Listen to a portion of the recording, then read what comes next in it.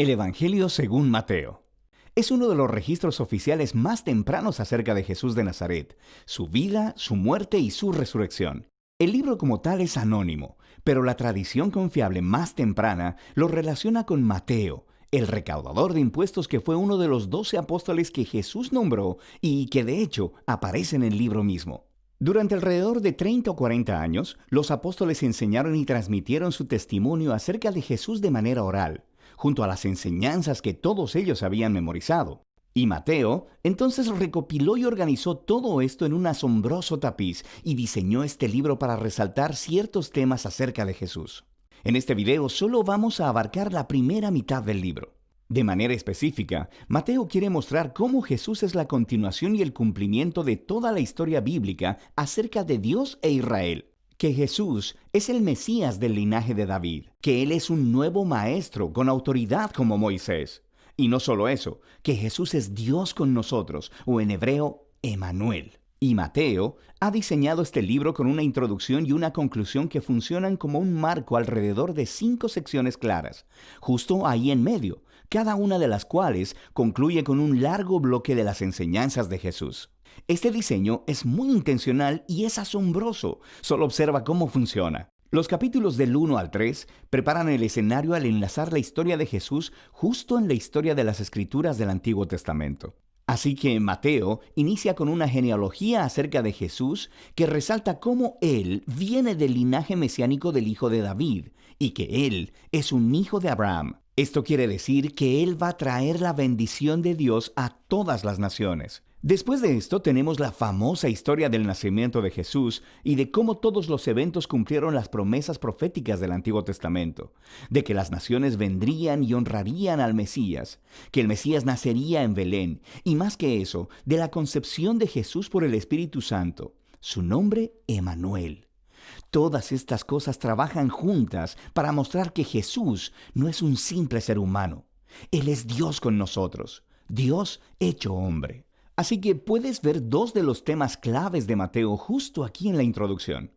Él es del linaje de David. Él es Emanuel. Pero Mateo también quiere mostrar cómo Jesús es un nuevo Moisés. Así que, como Moisés, Jesús salió de Egipto, cruzó a través de las aguas del bautismo y entró en el desierto durante 40 días. Y luego Jesús sube a un monte para entregar su nueva enseñanza. De manera que a través de todo esto, Mateo está diciendo que Jesús es la figura prometida, mayor que la de Moisés, que rescatará a Israel de la esclavitud. Él les dará una nueva enseñanza divina. Él los salvará de sus pecados y Él traerá una nueva relación de pacto entre Dios y su pueblo. Este paralelo entre Jesús y Moisés también explica por qué Mateo ha estructurado el centro de su libro de la manera en que lo hizo. Estas 5 partes principales resaltan a Jesús como maestro y Él ha creado un paralelo. Jesús como maestro hace un paralelo con los 5 libros de Moisés. Jesús es el nuevo maestro del pacto con autoridad que cumplirá la historia de la Torá. En la primera sección, en los capítulos del 4 al 7, Jesús entra en escena anunciando la llegada del reino de Dios. Y esto es clave.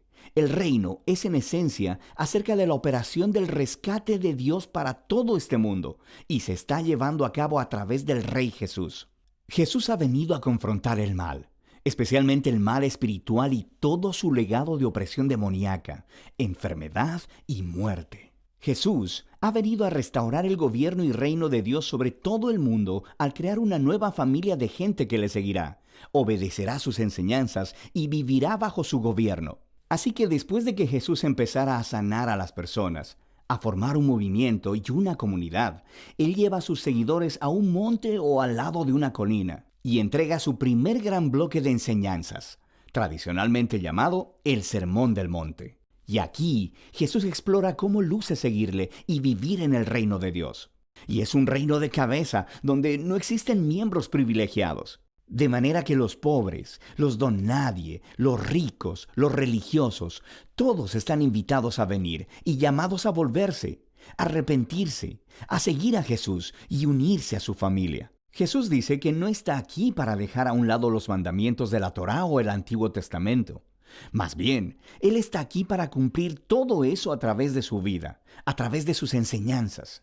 Él está aquí para transformar los corazones de su pueblo, para que realmente puedan amar a Dios y amar a su prójimo, incluyendo a su enemigo. Después de concluir esta gran enseñanza acerca del reino, la siguiente sección nos muestra a Jesús trayendo el reino a la realidad en la vida diaria de las personas. Así que Mateo organizó aquí 9 historias acerca de Jesús trayendo el poder del reino de Dios a las vidas de aquellas personas que están quebrantadas y en dolor. Hay 3 grupos de 3 historias, y se tratan de personas que están enfermas o tienen cuerpos quebrantados o están en peligro. Y Jesús las sana o salva a través de actos de gracia y poder. Y luego, justo en medio de estas triadas, encontramos 2 historias paralelas acerca del llamado de Jesús de que las personas deberían seguirle. Aquí, Mateo está resaltando un punto. Uno solo puede experimentar el poder de la gracia de Jesús al seguirle y volverse su discípulo. Después de que Mateo ha mostrado el poder del reino a través de Jesús, Jesús extiende su alcance al enviar a los 12 discípulos, quienes harán lo que Él ha estado haciendo. Esto nos lleva al segundo gran bloque de enseñanzas, en el capítulo 10. Y aquí, Jesús les enseña a sus discípulos cómo anunciar el reino y qué esperar cuando lo hagan. Muchos en Israel están aceptando a Jesús y su oferta del reino, pero los líderes de Israel no. Ellos perderán mucho si se arrepienten y se convierten en discípulos de Jesús.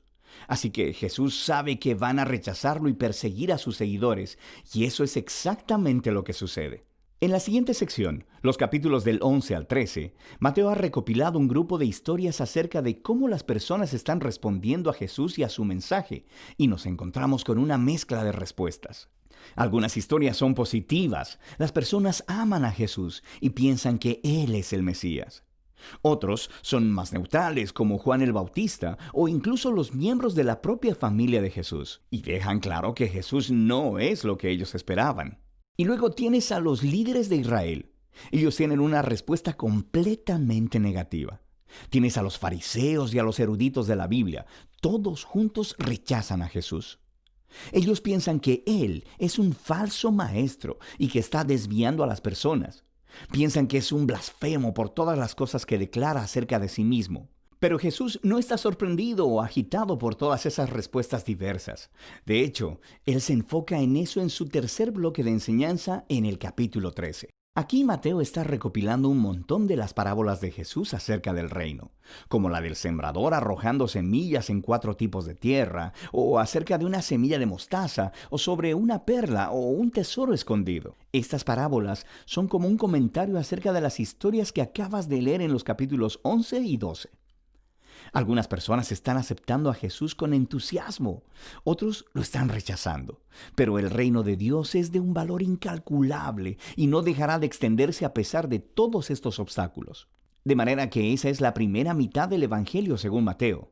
Aquí hay algunas cosas para tener en cuenta mientras lees estos capítulos. Mateo está presentando a Jesús, recuerda, como la continuación y el cumplimiento de la historia del Antiguo Testamento. Así que busca cómo él entreteje citas de las Escrituras del Antiguo Testamento, y lo que encontrarás es que están localizadas en puntos estratégicos de la historia, explicando más acerca de Jesús y su identidad. Así que detente, tómate un tiempo para buscar estas referencias y léelas en su contexto del Antiguo Testamento, y frecuentemente descubrirás conexiones asombrosas e interesantes. Finalmente, pon atención a los tipos de personas que aceptan a Jesús y le siguen, y verás que más comúnmente son personas que no son importantes, que son donadies o que no son religiosos. Y estas son las personas que son transformadas por su confianza o fe en Jesús y que le siguen. Y son los religiosos y orgullosos los que son ofendidos por él. Entonces, ¿cómo terminará esta tensión entre Jesús y los líderes de Israel? De esto se trata la segunda parte del libro de Mateo.